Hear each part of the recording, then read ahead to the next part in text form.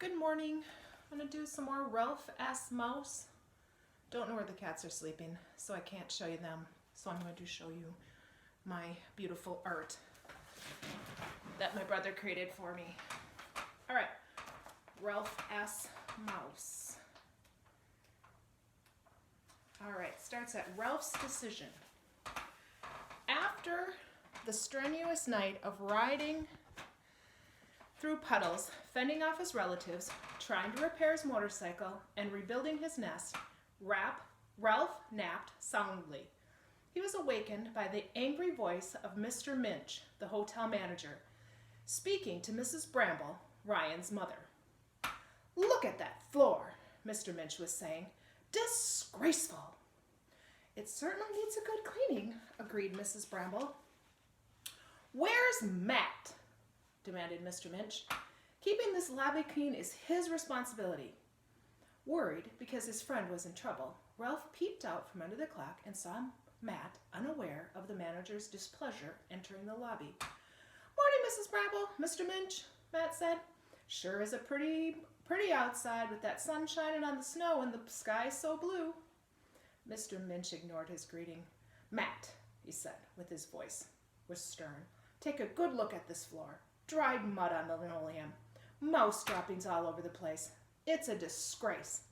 And the whole lobby smells, well, mousy." "That's funny," thought Ralph. "I can't smell a thing." Matt looked at the floor. "Well, I'll be jiggered," he said. "How do you suppose that happened? It looked clean enough last night." "Liar," thought Ralph with affection. He knew Matt would never say a bad word against mice. "Never mind how it happened," said Mr. Minch. "Exactly what do you plan to do about it?" "Now take it easy, Mr. Minch," said Matt. "I'll have this place cleaned up in no time." "See that you do," said Mr. Minch. "This may not be a first-class hotel, but there is no excuse for a dirty lobby. I realize that late arrivals often leave muddy floors, but mouse droppings? If I continue to find signs of mice, I shall have to let you go." "That's not fair," thought Ralph, who did not want to lose his loyal friend. Matt had been part of the hotel as long as he can remember, much longer than either Mr. Minch or Ryan's mother. Most employees did not stay long at the Mountain View Inn. "Yes, sir." The cheer had gone out of Matt's voice. Ralph, who came from a long line of intelligent mice, knew that most of his relatives had learned to avoid traps and poisons. He was not sure about the littlest relatives, however.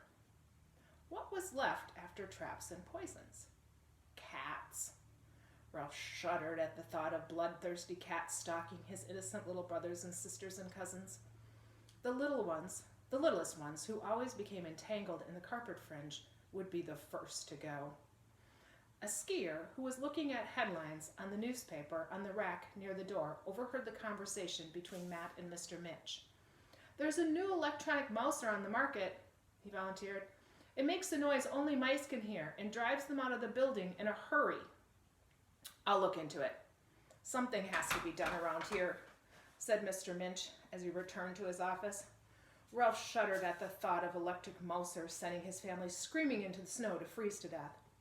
Mrs. Bramble wanted to say something pleasant to Matt after the unhappy incident. "One good thing about the ski crowd," she remarked. "They may track in snow, but they don't bother to drip dry a lot of clothes and clutter up the bathrooms." With that cheerful remark, she went upstairs to count sheets and towels in the linen room. "More like a fourth-rate hotel, if you ask me," muttered Matt, who had seen better days. He dragged out the vacuum cleaner. "Old Minch will never spend a nickel on an electronic mouser. How am I supposed to get rid of mice? Say, 'Please, mousies, go away,' so old Mr. High and Mighty won't throw me out in the cold?" As the vacuum cleaner roared back and forth across the carpet, Matt looked so worried that Ralph began to worry. What if the old man really did lose his job in the middle of the winter? Where would he go? And what would Ralph do without his friend? He noticed that in spite of his worries, Matt did not run the vacuum cleaner near the hems of the curtains, the favorite hiding place of mice. Ralph sat back on his haunches and began his morning grooming. As he wiped his paws over his whiskers, he suddenly had a most unhappy thought. He was to blame for Matt's trouble. If he had been an ordinary mouse without a motorcycle, all his little relatives would have not come flocking to the lobby. They would still live upstairs, snug in their nests behind the baseboards, growing fat on crumbs from all the food skiers smuggled into their rooms to avoid the dining room prices. Ralph paused in his washing to think. If he moved back upstairs, his relatives would follow. But what about his motorcycle? He couldn't leap it up a flight of stairs with it, neither could he leave it behind. Never! If he left it behind, some of his older cousins would grab it and stay in the lobby, at least until they wore it out or wrecked it, and the younger relatives would stay too.